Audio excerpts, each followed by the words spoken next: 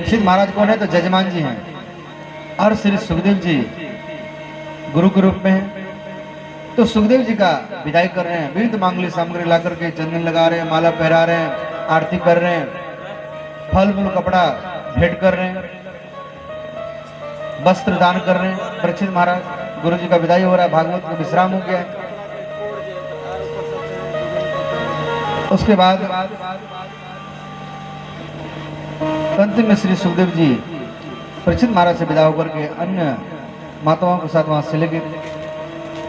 अब यहाँ राजा महाराज परीक्षित ने स्वयं अपनी अंतरात्मा को परमात्मा के चिंतन में समाहित करके ध्यान में मग्न हो गए। तब उन्हें संसार से कोई मतलब ही नहीं था। मुनि कुमार श्रेणी का भेजा हुआ तक्षक नाग सर्प परीक्षित महाराज को डसने के लिए उसके पास में चला जा रहा था। तो रास्ते में उसने एक कश्यप नाम के ब्राह्मण को देखा। वो ब्राह्मण सर्प के विष की चिकित्सा में बहुत ही निपुण था। तो तक्षक ने बहुत सा धन देकर उसे लौटा दिया और उसी ब्राह्मण के रूप में राजा परीक्षित के पास में गया और उन्हें राजा परीक्षित को डस लिया। तो परीक्षित महाराज का मृत्यु हो गया। बोले परीक्षित महाराज की जय। अब यहाँ परीक्षित महाराज का शरीर जलकर भस्म हो गया। देवता, असुर, सिद्ध, मनुष्य आदि सभी परीक्षित महाराज प्रमुख देखकर विस्तृत हो गया और देवताओं के दूध में अपने आप बहने लगे। तो यहाँ श्री सुखदेव जी कह रहे हैं परीक्षित के पुत्र जन्मे जब सुना कि हमारे पिताजी को तक्षक ने डस लिया है तो उसे बड़ा ही क्रोध आया और सर्प को जलाने का यज्ञ किया, सर्प यज्ञ। तो ब्राह्मण लोग को बुलाए और ब्राह्मण लोग हवन में सर्पों को स्वाहा कर रहे हैं, सभी सर्पों को जला रहे हैं। तो अंतिम में जन्मेजय ने कहा, ये ब्राह्मण देवता जो सर्प मेरे पिता को दंशन किया था वो अब तक तो नहीं आया। तो ब्राह्मण देवता बोले वो इंद्र के मित्र हैं और इंद्र के पास में चला गया है। तो बोले वो इंद्र सहित तक्षक नाग सर्प को हवन कुंड में स्वाहा करो। तो मंत्र आधीन देवता, मंत्रों का आधीन देवता होते हैं श्रोताओं।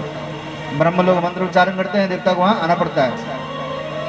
तंतु में मंत्र का उच्चारण किया, इंद्र सहित तक्षक नाग सर्प हवन कुंड में खींचे चले जा रहे हैं। अब यहाँ देवगुरु बृहस्पति ने देखा, तब उन्होंने जन्म से कहा, सर्प नरेंद्र सर्पराज तक्षक को मारना आपके योग कारणी है। इसने तो अमृत पान कर लिया है, इसलिए अब ये अजर अमर हो गया। राजन संसार के सभी प्राणी अपने अपने कर्म अनुसार जीवन मरण और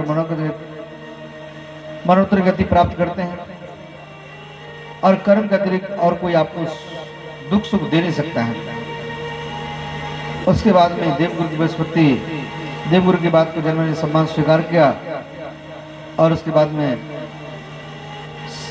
सर्प सत्र यज्ञ बंद कर दिया और बृहस्पति जी की पूजा की। उसके बाद में भागवत में दिया गया है श्रोताओं, मार्कंडेय जी महाराज की तपस्या के बारे में दिया गया है। बोली मार्कंडेय जी महाराज की जय हो। तो मार्कंडेय जी महाराज का इच्छा था कि ये संसार को हम देखें, बच्चों को देखें,